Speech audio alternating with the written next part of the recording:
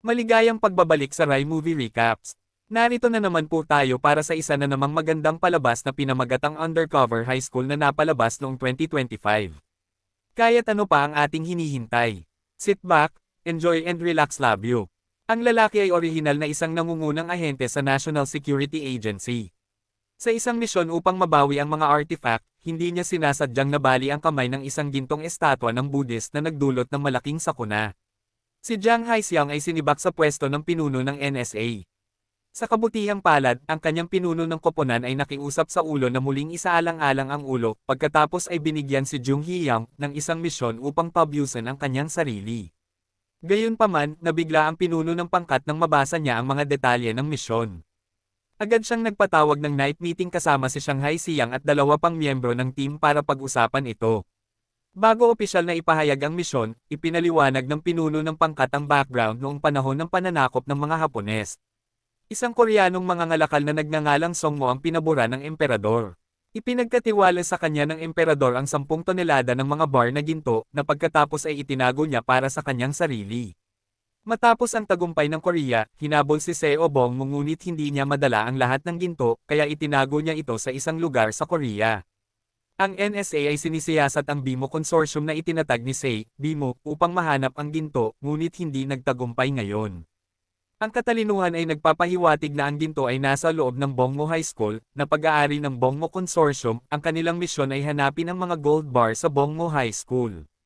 Dapat itago ni Jiang Haisong ang kanyang sarili bilang isang high school student at pumasok sa paaralan upang maisigawa ang gawaing ito. Tiniyak ng team leader na ang pagiging bata ni Jiang Haiyang ay naging perpekto para sa pagpapanggap bilang isang high school student. Bukod dito, kapag nabigo ang kanta ni Jiang, ang tatlo ay maaaring mawalan ng trabaho. Ayaw ni Jiang Hong na makaapekto sa kanyang mga pagkakamali. Sumang-ayon ang kanyang mga kasamahan at pinuno ng pangkat na gawin ang gawain. Matapos iwan ng kanyang mga kasamahan si Jiang, nanatili siya sa likod ng restaurant na nagiinuman. Biglang nagkagulo sa front desk. Sinubukan ng ilang magnanakaw na umalis nang hindi nagbabayad. Binalaan sila ng anak ng may-ari na magbayad o tatawag siya ng pulis kapag tumanggi sila at naging agresibo. Nakialam si Shanghai Chong at mabilis na hinarap ang sitwasyon. Agad namang nagbayad ang mga tulisan at tumakas. Nagpapasalamat. Ang may-ari ay nag-alok na iwaksi ang Shanghai Song's bill bilang pasasalamat, ngunit siya ay nagpilit na magbayad sa harap ng magalang na iniwan ang oso witnessing. Agad itong naakit sa katwiran at gwapong anyo ni Shanghai Song. Kinabukasan, nagtipon-tipon ng 4 para ailatag ang planong gumawa ang mga kasamahan ng perpektong pagkakakilanlan para sa Shanghai Chong. Papasok siya sa Bongwon High School bilang isang special admission student. Upang mas mahusay na makipag-usap sa mga mag-aaral at maiwasan ang pagdududa. Kinailangan ni Jung-ong na mabilis na matuto ng internet slang at mga sikat na meme. Partikular na binalaan siya ng pinuno ng pangkat na huwag makisali sa sinumang mag-aaral, na binanggit na ang Baiman High School at ang mga dadalo nito ay hindi karaniwan, ang sobrang pakikisangkot ay maaaring magpataas ng panganib na masira ang kanyang takip sa gabing iyon. Upang mapalakas ang kanyang moral, dinala ng pinuno ng pangkat ang kanyang asawa at anak na babae upang kumain kasama ang Shanghai Siang.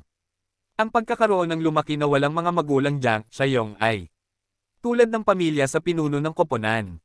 Sa panahon ng pagkain, inihayag na si Jiang Ong ay naatasan ng misyon sa Bongmo High School.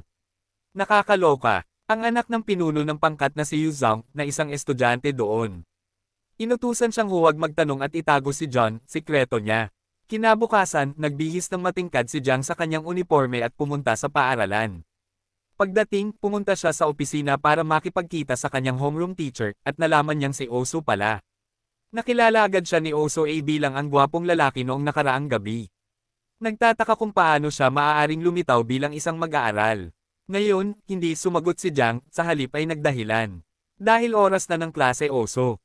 Ipinakilala siya ni A sa klase kung saan pinahanga niya kaagad ang kanyang mga kasamahan, tanging si Yuji lang ang nakatitig sa hindi makapaniwala. Hindi moari na pumapasok siya bilang isang estudyante, at sa kanyang klase pagkatapos ng klase, dinala siya nito sa rooftop, na nangangakong tutulungan siyang magtagumpay sa kanyang misyon. Jiang, Chong ay hinimok na tumutok at tapusin ang kanyang misyon ng mabilis. Gayunpaman, pagpasok niya sa silid-aralan, nagsimula siyang matulog. Marahan siyang tinulak ni Suha, ngunit ang kanyang reflexive na reaksyon ay itinuring na impolite na umani sa kanya ng pagsaway mula sa guro. Sa wakas, lunch break na. Naglibot-libot si Jiang Hai sa campus at hindi nagtagal ay napansin niya ang isang lumang gusali na may markang walang pasok na nakabukas ang pinto sa kabila ng karatula. Ang gusali ay suportado ng steel scaffolding dahil sa edad nito. Sa mga nakakandadong pinto at bintana na pumipigil sa pagpasok sa likod ng gusali, nakita ni Shanghai Chung na tumatakbo pa rin ang metro ng kuryente. Habang nag-iisip kung paano papasok, nakita niya ang ilang kaklase na binubuli ang isang kaklase. Nais tumulong ni Shanghai Chung ngunit natakot na ilantad ang kanyang pagkakakilanlan. Pagtalikod niya, nabangga niya ang isang pala na nagpaalerto sa mga lalaki na kinilala siya bilang bagong transfer student. Inutusan nila si Jiang na bumili ng merienda para sa kanila, bigo, ngunit pinaalalahanan ng payo ng pinuno ng kanyang koponan na maging mapagpasensya. Nag-aatubili siyang pumayag sa kanilang mga kahilingan. Bumalik sa klase, nagtanong si Shanghai Chung tungkol sa lumang gusali. Ipinaliwanag ng kanyang kaklase na ito ay itinayo noong panahon ng pananakop ng mga Hapones at nabalitang pinagmumultuhan dahil sa sira-sira nitong estado, ang paaralan ay pinaghigpitin ang pagpasok. Si Shanghai Chung ay nagulat pabalik sa kanyang pinuno ng koponan na pinaghihinalaan niya na ang ginto ay nakatago sa loob ng maayos, ngunit mapanganib na gusali, sa haka-haka.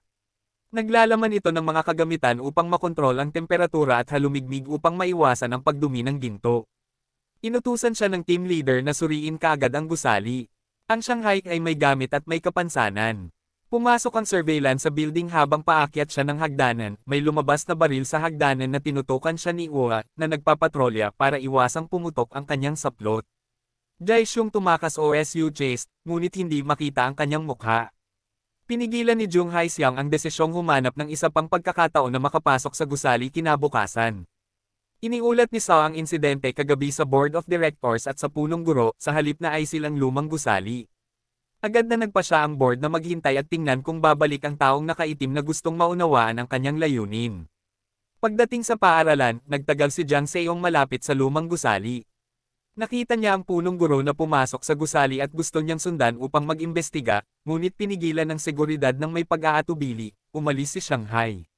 Nang mapagtanto na ang pagbisita ng punong guro sa araw ay nagpapahiwatig na alam ng paaralan ang tungkol sa break-in. Nang babalik na siya sa klase, nakarinig siya ng mga ingay mula sa basurahan at natuklasan niyang nakakulong ang kanyang kaklase sa loob. Ipinaliwanag ng kanyang kaklase na siya ay binubuli ng mga bully sa paaralan dahil wala siyang mga magulang at nakatira lamang sa kanyang lola na may edad na. Natatakot siyang sabihin sa mga guro dahil maaari itong humantong sa mas masahol na paghihiganti kapag natagpuan sila ng OSU. Nang tanungin niya kung paano napunta ang kaklase niya sa ganoong sitwasyon, nagdahilan ito at mabilis na umalis. Pagkatapos ay hinailan ng OSU si Shanghai sa opisina para sa isang paliwanag.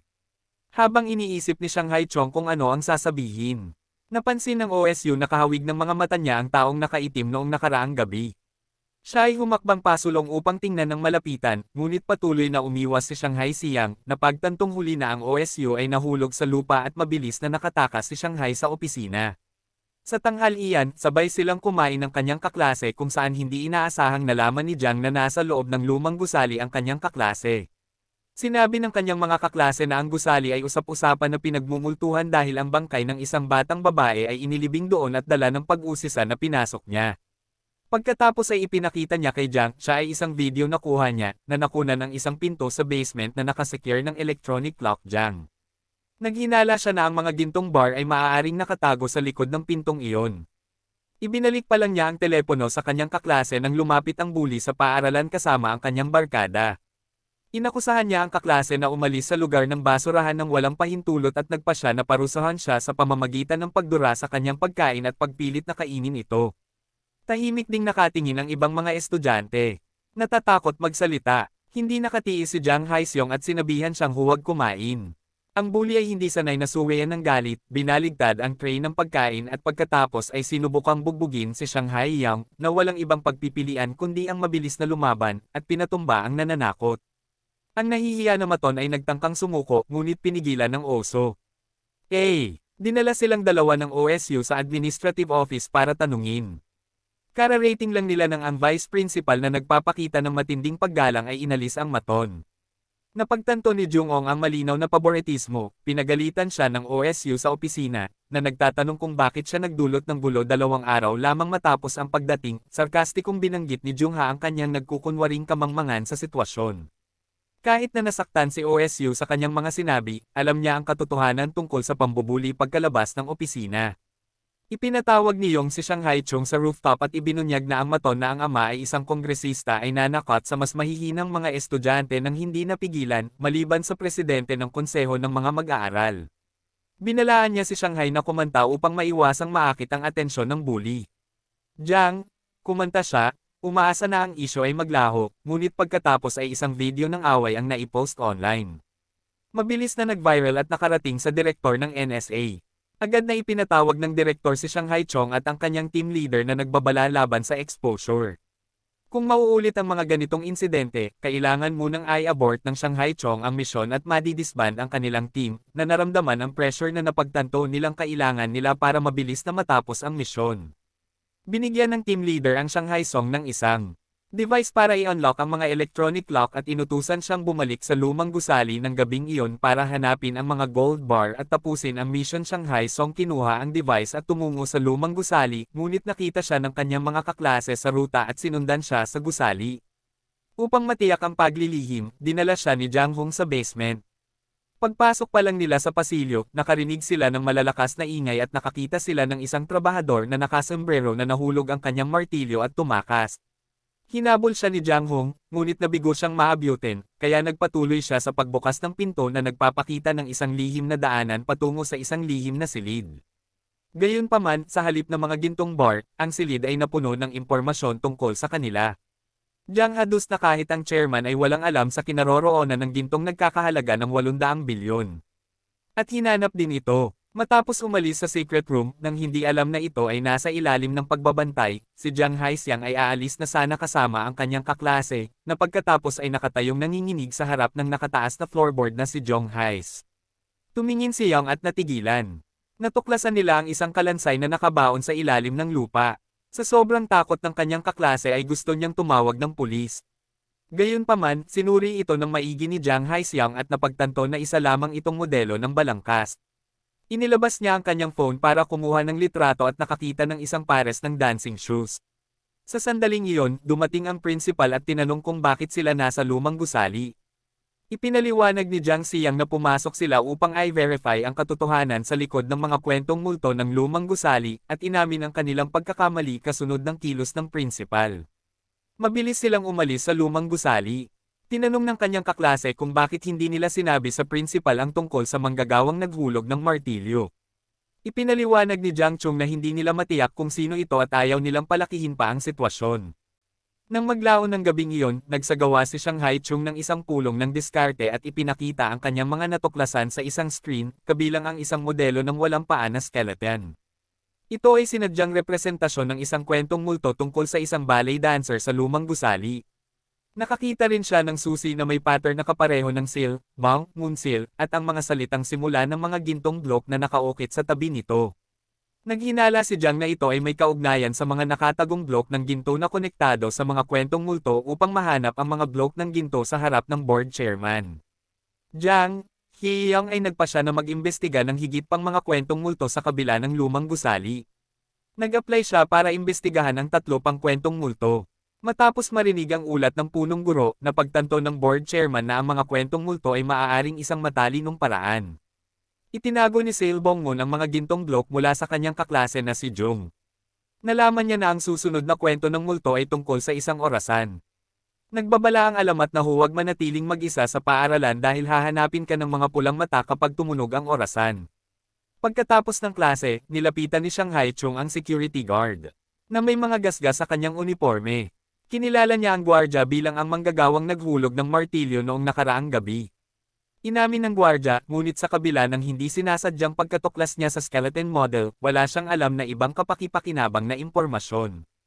Pagkatapos ng klase, nalaman ng gurong OSUA na inalis ng isang bully ang kanyang kaklase. Natuklasan niya na niloko ng bully ang kanyang mga kaklase, lola sa kanyang ID card, at binyo bully din ang kanyang kaklase na si Teacher Oso, na ipinadala ang bully sa opisina. Ngunit binalaan siya ng maton na kumilos bilang isang guro ng kontrata. Tinanong ng OSU ang kanyang kaklase kung palagi siyang binyo bully ng bully. Natatakot sa karagdagang paghihiganti, sinabihan siya ng kaklase na biro lang iyon at mabilis na umalis pa uwi.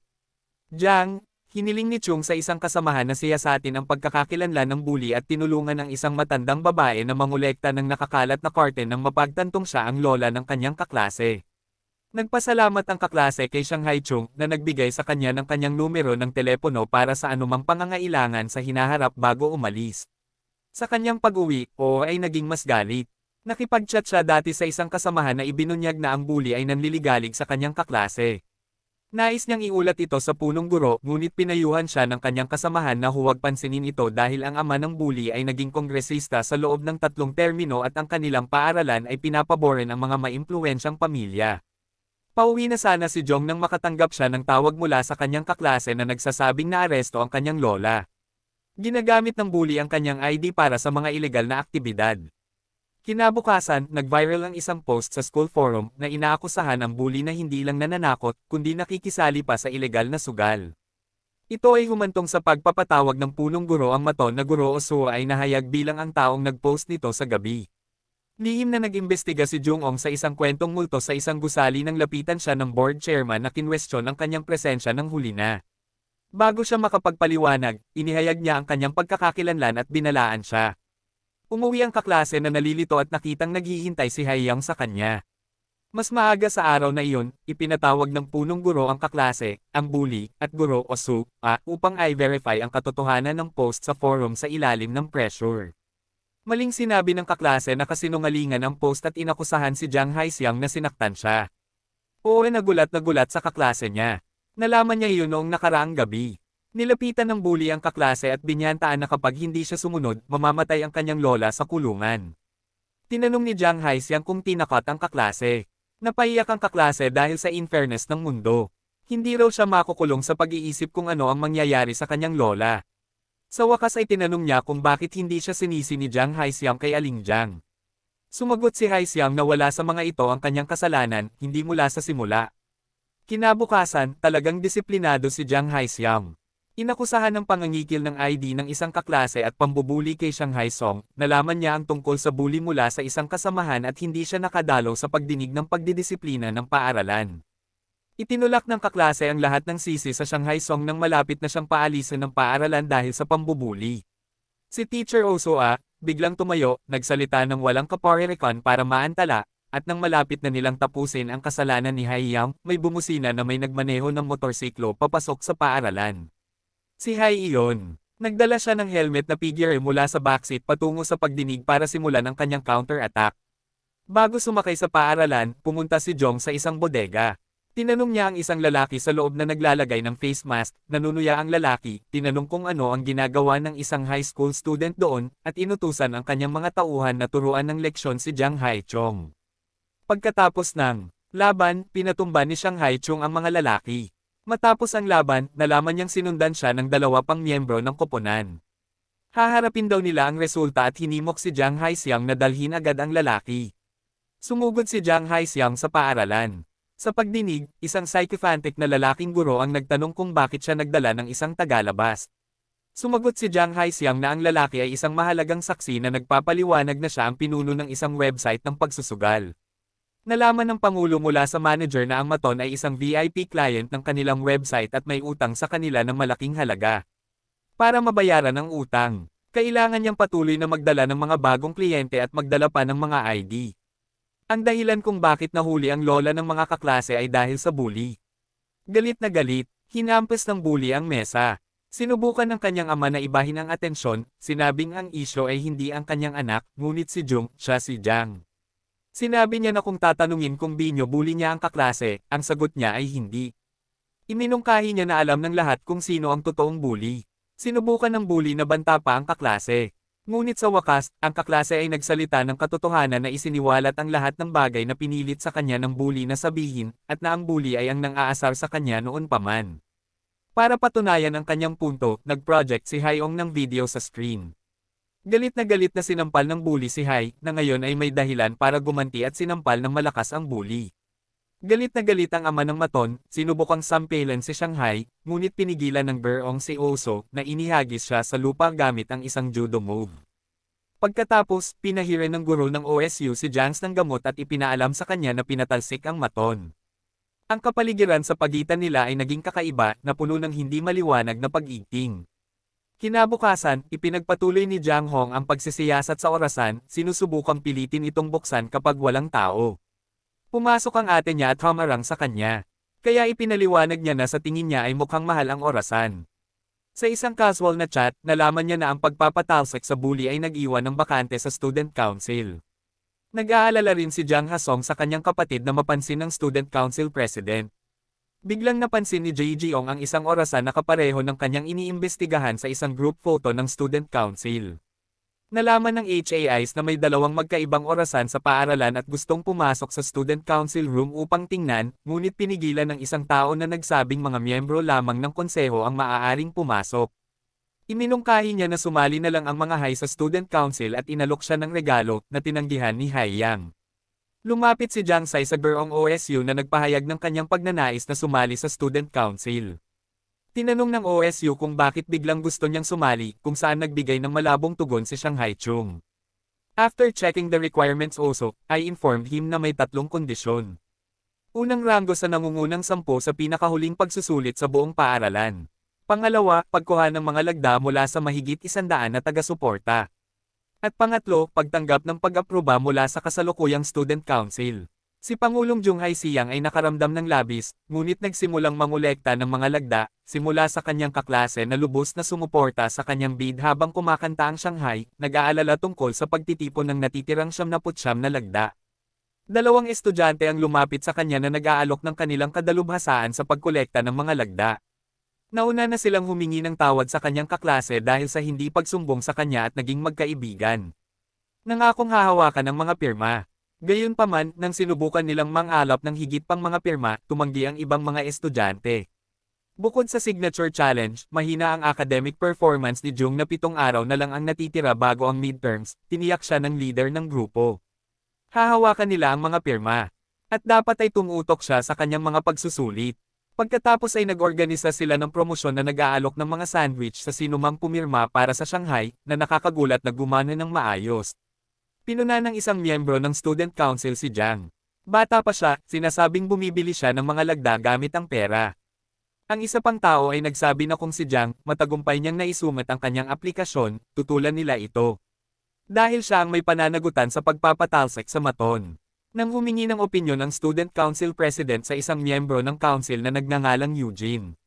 Shanghai ay nag-alinlangan at nagpahayag ng kanyang hindi pag-aproba, na binanggit ang kanyang kamakailang paglipat sa paaralan at ang kanyang kawalan ng pamilyar kay Yuan. Ibinigay ng team leader ang signature form kay Shanghai Yong na binanggit na sila ay pagod na. Ngayon ay si Jai Yang na ang magtanghal. Pagkaalis ng 3, nakatanggap ng tawag si Shanghai Chung na nagpapayo sa kanya na huwag sumali sa student council.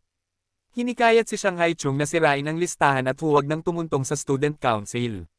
Nang magtatanong na sana si Jiang Haiyang kung bakit biglang nag-warning si Shanghai Yang na huwag isipin ang pagpasok doon. Nagbanta siyang ilantad ang tunay na pagkakakilanlan ni Jiang Yang kung sasali siya pagkatapos sabihin ito, umalis si Shanghai Yang. Samantala, nalaman ng chairman na mayroong 2 orasan sa paaralan at narinig mula sa principal ang tungkol sa aplikasyon ni Shanghai Yang sa student council. Sabik siyang magtagumpay si Shanghai Yang dahil nakita niya siya bilang isang variable na maaaring magdulot ng mas maraming kaguluhan. Inutusan niya ang prinsipal na bantayang mabuti ang Shanghai Song. Ginamit ng Shanghai Song ang sipon bilang dahilan para magsagawa ng misyon. Ipinahayag ng OSU ang kanyang nais na bisitahin ang kanta ng Shanghai sa bahay. Mabilis na ipinaalam ng kanta ng Shanghai sa pinuno ng koponan upang maiwasang malantad ang pagkakakilanlan ng kanta ng Shanghai. Nagsimula sila ng isang emergency na aksyon. Kinailangan nilang tipunin ang lahat ng mga bagay na tipikal ng isang mag-aaral sa high school, at mag-set up ng isang silid upang maging katulad ng mga high school. Sa loob ng 15 minuto bago sila matapos, kumatok ang guro sa pinto. Sinusubukang iwasan siya. Hindi sinasadyang natapon ng Shanghai Song ang lugaw sa OWA, kaya napilitan siyang papasukin siya. Habang nililinis ni OWA ang Shanghai Song, sinubukan niyang paalisin kaagad ang mga miyembro ng koponan, ngunit lumabas siya ng mas maaga kaysa sa inaasahan. Ipinaliwanag ni Shanghai Song na nag-aayos siya ng mga damit nang malapit na silang umalis. Natapilok si Ao sa ilang kalat at kinuha ang Shanghai Song bilang isang lifeline. Sabay silang nauwi sa halikan. Nahulog ang isang miyembro ng team na nakatago sa wardrobe. Laking gulat ni Cyan nang makita niya silang lahat at hiniling niyang malaman kung sino sila. Sinubukan ni John na gumawa ng kwento na nagsasabing lahat sila ay katrabaho mula sa restaurant at nagpaplano kami ng sorpresa, ngunit hindi niya ito binili. Bakit sila nagtago sa aparador? Desperado na takasan ang awkwardness. Nagpeke si John ng mahinang spell at bumagsak sa sahig. Ang kanyang kapitan ay nagmamadaling pumasok, kinuha siya ng husto at iniwan na sinisisi si Cyan sa nangyari. Naiwan siyang ganap na nalilito at walang ideya kung ano ang nangyari. Ang susunod na araw ay araw ng pagsusulit. Sinusubukan ni John ang kanyang makakaya upang manatiling nakatutok at tinatapos ang lahat ng mga tanong. Kinokolekta ni Cyan ang mga papel, ngunit naghihinalo pa rin siya sa kanya. Nang gabing iyon ay muli siyang umiinom para subukang kalimutan ang lahat ng nangyari. She gets tipsy and by mistake, pumunta sa lugar ni John sa pag-aakalang kanya ito dahil magkatapat sila. Patuloy niyang tinatawag ang pangalan nito hanggang sa lumabas ang kanyang ina at ipasok siya sa loob. Tumingin si John at tahimik na tumawa. Kinabukasan, pumasok si John sa paaralan na kinakabahan sa mga resulta. Kinuha niya ang kanyang test paper at laking gulat niya nang makitang ikasampu siya sa buong paaralan. Kinikilig siya. Ibig sabihin maaari na siyang opisyal na sumali sa student council. Tumawag siya sa kanyang team para sabihin sa kanila ang magandang balita at lahat sila ay nagdiwang. Lalo na't nauna si Shai, ang anak ng kanyang kapitan, na lalong nagpalaki sa selebrasyon. Pero galit si Lena. Siya ay pumangalawa. Inihiwalay niya ang sarili sa silid-aklatan, natatakot sa maaaring sabihin ng kanyang ina. Hinanap siya ni John at sinabi sa kanya ang resulta. Hiniling niya sa kanya na tanggapin siya bilang bahagi ng student council, ngunit napansin niyang wala siya sa sarili at tinanong niya kung okay lang siya. Tumanggi siyang magsabi ng kahit ano. Bigla siyang nakatanggap ng mensahe mula sa kanyang ina at agad na umalis patungo sa kanyang opisina. Natuklasan namin na ang kanyang ina ay nagbabalak na parusahan siya.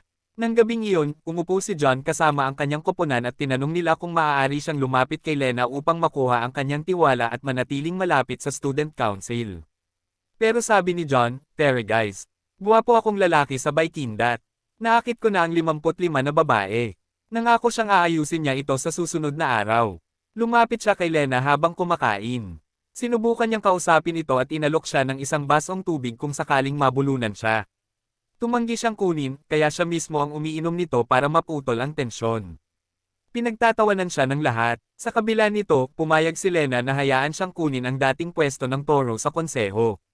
Si John ay masaya at dumidalo sa kanyang unang pagkikita sa kanila. Ipinakilala siya ni Cyan sa ibang miyembro.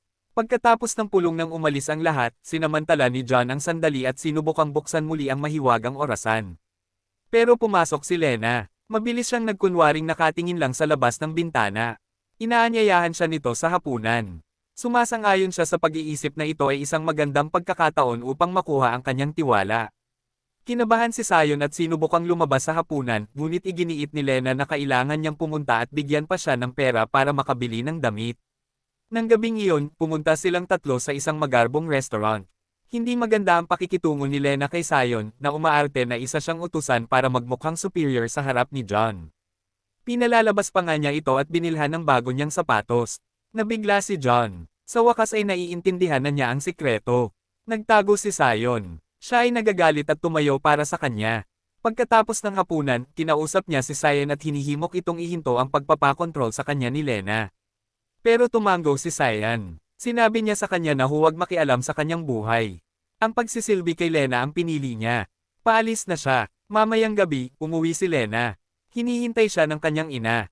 Nalaman namin na ang kanyang ina ang pumipilit sa kanya na tretuhin si Cyan sa ganitong paraan.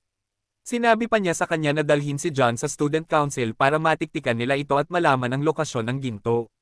Nang gabing iyon, pumasok si John sa paaralan at sinubukang buksan muli ang orasan, ngunit wala pa ring mahanap. Biglang may naglagay ng note sa ilalim ng pinto at tumakbo palayo. Natarante si John at binuksan ang note. Ang nakasulat, "Alam kong pulis ka." Natulala siya. Ang kanyang takip ay hinaypan. Kinabukasan sinabi niya sa kanyang kapitan, nagsimula silang mag-isip ng magkasama. Sino kaya ang nakakaalam? Habang si John ay nagmumuni-muni sa bahay, nakatanggap sila ng mensahe mula sa security guard ng paaralan. Siya ang nakakaalam ng totoo at gustong makilala agad si John. Sumang-ayon si John at tumungo upang salubungin siya. Nakita namin ang guard na naghihintay sa rooftop. Biglang lumitaw ang isang nakamaskara na figure at umatake na sinusubukang kunin ang notebook. Pinipigilan ng gwardya na lumaban ang gwardya, ngunit natalo siya at agad na napatay. Si John ay dumating ng huli na. Hinanap niya ang katawan ng gwardya at napagtantong wala na siya. Pagkatapos ay nakita niya ang notebook at nagulat siya. Diary ito ng kanyang ama. Ang parehong ama na nawala 20 taon na ang nakakaraan. Oo, mahal na manunood, ang amang hinahanap ni John ay sa wakas ay bumalik sa anyo ng isang talaarawan. Nakita ni John ang lalaking nakamaskara na tumatakas at hinabol. Sinubukan ng lalaki na tambangan siya mula sa likuran, ngunit nilabanan siya ni John ng may hindi kapani-paniwalang kasanayan. Ibinagsak niya ito at tatanggalin na sana ang kanyang maskara, ngunit itinulak siya ng lalaki at tumakas sakay ng naghihintay na sasakyan. Nalaman namin na ang lalaking nakamaskara ay assistant ng principal. Iniutos niya sa kanya na alisin ang bantay, ngunit humihingi siya ng paumanhin sa hindi pagbawi ng notebook. Pumasok si John sa opisina ng ministro at sinuntok ang kanyang bodyguard. Nilock niya ang pinto. Seryoso ito. Hinarap niya ang ministro, ibinaba ang talaarawan at hinihiling ang katotohanan. Nagbabanta siyang ilantad ang lahat. Natarante ang ministro at isiniwalat ang katotohanan. Ang ama ni John ay may parehong misyon. Hinahanap niya ang ginto ngunit nawala. Galit na galit si John. Hindi siya makapaniwalang inilihim sa kanya ang lahat ng ito. Halos atakihin niya ang ministro, ngunit sumugod ang kanyang kapitan at pinigilan siya. Lumabas sila para mag-usap. Sinabi ni John na gusto niyang umalis sa misyon. Sa bahay, sinimulan niyang basahin ang talaarawan. Naglalaman ito ng malawak na impormasyon tungkol sa mga lihim ng paaralan na maaaring humantong sa kayamanan. Samantala, bumisita si Cyan sa kanyang lugar. Nagulat siya na wala siya sa bahay at inaakala niyang nagpapagaling pa siya sa parehong oras. Ang isa sa mga kasamahan ni John ay nagkunwaring estudyante at sinubukang pumasok sa paaralan, ngunit pinigilan siya ng iba. Masyado na siyang matanda. Walang maniniwalang estudyante siya. Pakiramdam nila ay wala na silang pag-asa. Biglang pumasok si John, sinabi niya sa kanila na bumalik siya sa misyon. Gusto niyang hanapin ang ginto at malaman ang nangyari sa kanyang ama. Nagulat ang mga kasamahan niya ngunit mabilis na nagrally sa likod niya. Siya ay bumalik sa paaralan. Natutuwa ang mga estudyante na makita siya, ngunit ibinawas ni Cyan ang 20 puntos sa kanyang record dahil sa kanyang pagliban. Pagkatapos ng klase, dumiretso si John sa student council room at dumiretso sa orasan gamit ang diary ng kanyang ama. Binasa niya ang mga tagubilin at sunod-sunod ang mga ito. Nagtagumpay siya sa wakas, bumukas ang orasan at nagsimulang tumugtog ang isang musikal na melody. Itinala ni John ang tono. Biglang pumasok si Cyan. Sinabi niya sa kanya na nakita niya itong nakikipaglaban sa nakamaskara na figure ay kagabi at ngayon ay alam niyang hindi siya estudyante. Nagbabanta siyang isusumbong siya. Nagpanik si John. Kung sasabihin niya na ang buong misyon ay babagsak. Mabilis niyang nilock ang pinto at sinabi sa kanya ang totoo. Ipinahayag niya na siya ay isang pulis sa isang lihim na misyon. Nagulat si Cyan sa paghahanap ng nakatagong kayamanan. Ginagamit ni John ang sandali para takutin siya ng kaunti. Binabalaan niya siya. Kung sasabihin mo sa sino man, makukulong ka sa loob ng 100 taon. Takot na takot si Cyan at may kalokohang naniniwala sa kanya. Nangako siyang hindi sasabihin at nag-aalok pa na tulungan siya sa misyon. Nang gabing iyon, bumalik si John sa kanyang koponan at tinutugtog sila ng melody. Sinabi niya sa kanila na ang susunod na clue ay may kaugnayan sa isang piano at ikinwento din ang nangyari kay Cyan. Galit na galit ang kanyang kapitan. Hindi niya dapat tinakot. Inutusan niya si John na humingi ng tawad. Sumang-ayon si John na hihintayin niya siya sa restaurant ng kanyang ina at sinabi sa kanya na nagbibiro lamang siya. Nangangako siya na kung tutulungan siya nito, pararangalan siya at gagantimpalaan. Iniisip ni Cyan ang kanyang sarili bilang isang lokal na bayani na iginagalang ng lahat. Kinikilig si John. Kinabukasan, tumungo siya sa music room ng paaralan at muling binasa ang diary ng kanyang ama. Nalaman niya na matagal na ang nakalipas, may isang magaling na mag-aaral sa piano na niloko ng kanyang guro. Nang malaman niyang buntis siya, iniwan niya ito, nawasak na binawian siya ng buhay. Nang maglaon, habang nagpipiano mag-isa ang guro, nagsimulang tumugtog mag-isa ang instrumento. Lumitaw ang multo ng dalaga. Pulang-pula ang kanyang mga mata. Simula noon, isinumpa na ang piano at walang nang ahas na lumapit dito. Habang tinatapos ni John ang pagbabasa, lumitaw si Cyan sa likod niya at nagtanong kung nasaan ang piano. Sinabi niya sa kanya na ito ay nasa opisina ng punong guro at siya lamang ang makaka-access dito. Ngunit ipinaalam sa kanya ni Cyan na isang malaking kaganapan sa paaralan ang paparating. Maaabala ang lahat, ginagawa itong perpektong pagkakataon para makalusot. Tuwang-tuwa si John. Sinabi niya sa student council na gusto niyang dumalo sa event, ngunit tumanggi si Lena. Kulang pa siya ng 20 points. Natigilan si John at nasaraan ng loob. Nang gabing iyon ay nakikipagpulong siya sa kanyang koponan upang mag-brainstorm ng solusyon. Biglang pumasok si Cyan kay John at sa kanyang team at sinabi sa kanila na may paraan para mabawi niya ang kanyang mga nawala na punto sa pamamagitan ng pag-film ng pampromosyong video para sa paaralan. Sa una, tumanggi si John sa ideya na nakakahiya sa kanya. Walang paraan na magagawa ko iyon. Masisira ang karisma ko. Paano kung makita ako ng magiging asawa ko ng ganito? Ngunit sa susunod na araw ay pumasok siya sa paaralan kasama si Cyan at atubiling sumang-ayon na ayaw niyang malagay sa panganib ang misyon. Nagsimula siyang magturo sa kanya ng ilang mga cute na pose at kilos na gagawin sa shoot. Sa una ay tumanggi siya at kinukutya kung gaano siya katanga, ngunit nang ipaalala niya sa kanya ang misyon na kanyang pinagkukulang. Si John ay sumuko at nagsimulang kopyahin ang bawat pose. Tinuturuan siya nito habang nagsushoot. Nag-post siya na parang isang profesional na modelo at lahat ay natulala sa kanyang hitsura. Hindi mapigilan ng mga babae ang pagtitig sa kanya ng gabing iyon. Nagpa siya si John na pretuhin si Cyan sa hapunan upang pasalamatan siya sa pagtulong sa kanya. Habang nagsasama sila, muli niyang naiisip ang kanyang kaibigan noong bata pa siya. Biglang nagsimulang umulan ng ayon. Tinatawag siya ng ina upang magdala ng payong at habang tinatawag niya ang kanyang pangalan, si John freezes. Kapareho ito ng pangalan ng kanyang childhood friend. Napagtanto niyang siya talaga ito. Pinagmamasdan niya ito nang hindi makapaniwala, nakangiti sa tuwa. Sa wakas ay natagpuan na kita, ngunit kapag sinubukan niyang kausapin siya, pinagtatawanan niya ang kanyang pangalan. Hindi niya nakilalang nasaktan siya, lumayo siya. Kinagabihan, umuwi si John at tumingin sa isang lumang photo album na puno ng mga alaala. Naaalala niya ang mga sandali nilang magkasama at natututo kami. Siya ang kanyang unang pag-ibig. Masaya si John na pinagtagpo sila ng tadhana pagkatapos ng lahat ng mga taon na ito. Kinabukasan sa paaralan, nakita niya itong sumasayaw habang naglilinis ng opisina. Tinitigan siya nito ng tahimik, natutuwa at nostalgic. Napapansin niya at nakaramdam siya ng hiya. Nagmamadali siyang umalis para dumalo sa isang staff meeting. Pumasok ang prinsipal at hiniling sa mga guro na tulungan siyang pumili ng pinakamagandang babae sa paaralan para sa isang kampanya. Natural, pinipili nilang lahat si Lena since anak siya ng principal. Ngunit kapag turn na ng estudyante, gusto ni Cyan na i-nominate si John at imungkahi na magsagawa sila ng boto. Pumayag naman sila, pero kinakabahan si Cyan. Kung ito ay bumagsak, ang misyon ay maaaring mabaigo. Sa kabutihang palad, nanalo si John sa boto. Natutuwa siya kapag nalaman niya ito at nagdiwang kasama ang kanyang koponan. Niyaya pa niya silang mag-lunch. Nakita niya si Char na may dalang napakaraming libro at masama ang pakiramdam niya. Parang kapatid ang tingin niya sa kanya. Tinutulungan niya siya. Umupo sila at nag-uusap. Humihingi siya ng tawad sa pakikialam niya sa buhay niya kanina. Ngumiti siya at pinatawad siya. Sinabi niya na hindi masamang tao si Lena, ngunit mahirap ang kanyang buhay dahil sa kanyang ina. Ako lang ang makakahawak sa kanya. Nang gabing iyon, umupo si John kasama ang kanyang koponan upang talakayin ang ghost piano. Napagtanto nila na kailangan ng isang tao na laruin ito. Masyadong natakot ang lahat. Biglang nag-volunteer si Cyan. Nagulat ang lahat sa kanyang tapang.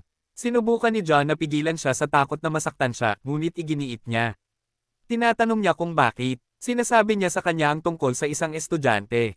Minsan siyang nagturo at nangako na magiging matagumpay siyang guro. Ngayon ay oras na para tuparin ang pangakong iyon. Naantig si John sa kanyang mga sinabi at atubiling sumang-ayon. Kinabukasan ay nalaman nila na ang silid ng piano ay nangangailangan ng mga prinsipyo o fingerprint ng kanyang assistant upang mabuksan.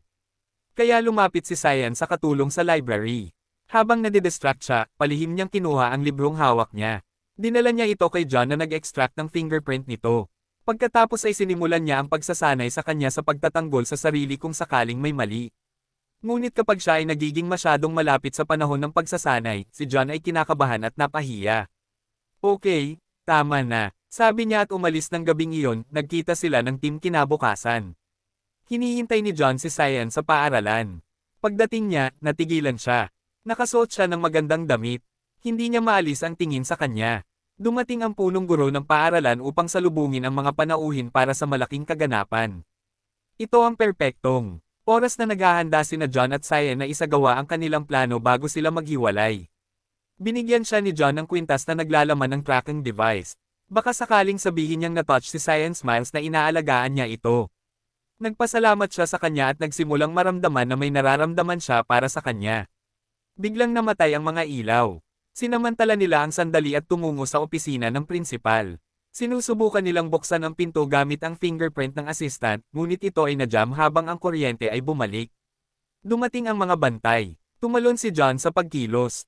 Nilalabanan niya ang mga ito habang pinoprotektahan si Cyan, halos sumasayaw kasama niya sa kaguluhan. Ang sinumang humipo sa babae ay pumirma ng kanilang death warrant, siya ay sumisigaw. Bumaba ang isang gwardya na may malakas na suntok. Namangha si Cyan sa kanyang lakas. Gumagamit siya ng self-defense moves. Tinuruan siya ni John at tinulungan siyang lumaban. Sa wakas ay nakapasok na sila sa loob ng opisina at naabot ang piano. Sinimulan nilang laruin ito, ngunit walang nangyari. Nasira ang isa sa mga susi. Binuksan ni John ang computer ng prinsipyo at nakahanap ng file kasama ang lahat ng kanyang impormasyon. Nagulat siya. Alam niya ang tungkol sa kanya sa lahat ng panahon. Ibig sabihin may traitor sa team. Natulala. Mabilis siyang lumabas bago pa man may dumating. Pagkatapos ng kaganapan, nakikipagpulong siya sa kanyang koponan at sinabi sa kanila ang tungkol sa sirang piano key, ngunit hindi binanggit ang file. Hindi pa niya alam kung sino ang nunal. Sa bahay, sinimulan ni John ang pagkonekta ng mga tuldok. Nagpasya siyang hanapin ang traitor mismo. Samantala, sinisiyasat ni Cyan ang sirang susi ng piano at nagtataka kung bakit hindi ito gumagawa ng tunog. Pinag-aaralan niya ang salitang inaawit sa mga nakaraang pagtatanghal na umaasang bumuo sila ng isang pangungusap na humahantong sa kayamanan. Excited siya sa mga nahanap niya. Nagmamadali siyang sabihin kay John. Natagpuan niya siya sa supermarket, ngunit tila siya ay malayo at malamig, nalilito. Niyaya niya siya sa restaurant ng kanyang ina, doon. Sinasabi sa kanya ni John ang totoo. May traitor sa team. Pinaghihinalaan niya ang lahat. Masama ang loob ni Cyan sa kanya. Inaalo niya ito at nangakong tatabi sa tabi niya. Napangiti si John sa sinabi niya habang sabay silang naglalakad pa uwi. Napagpasyahan niyang oras na para sabihin sa kanya ang totoo. Noon, ako yung batang nagkagusto sa'yo, yung laging nagpoprotekta sa'yo, yung childhood friend mo. Nagulat si Cyan. Nagpalit na siya ng pangalan. Kaya pala hindi niya ito nakilala. Masaya siya, nagkabalikan sila, pero ang awkward ng pakiramdam. Siya yung childhood crush niya, nahihiya. Naglalakad siya palayo sa kanyang apartment kinabukasan sa paaralan, nakita niya ang isa sa mga card ng miyembro ng student council. Ito ay isang link. Pinindot niya ito at nabigla. Ito ay humahantong sa mga resulta ng pagsusulit sa pagtatapos ng taon kahit na hindi pa nangyayari ang mga pagsusulit. Agad na tinawag ni Cyan si John. Pagdating niya, sinabi niya sa kanya ang tungkol sa mga peking marka at humihingi ng tulong sa kanya. Humihingi siya ng tawad. Ang kanyang misyon ay hanapin ang kayamanan at lumabas, ngunit pagkatapos ay nakita niyang nag-aaral itong mabuti. Gusto niyang mauna siya sa paaralan. Ang lahat ng kanyang ginagawa ay batay sa pagsisikap, ngunit ang kanyang kinabukasan ay nasa panganib dahil sa mga peking grado. Samantala, nalaman ng punong guro ng paaralan na ang isa sa mga mayamang estudyante ay nawala ang kanilang card ng resulta. Pumasok siya sa banyo ng mga lalaki, kinulong siya at binugbog hanggang sa hindi na makilala ang mukha nito. At dito na nga nagtatapos ang palabas natin para sa araw na ito. Maraming salamat sa panunood.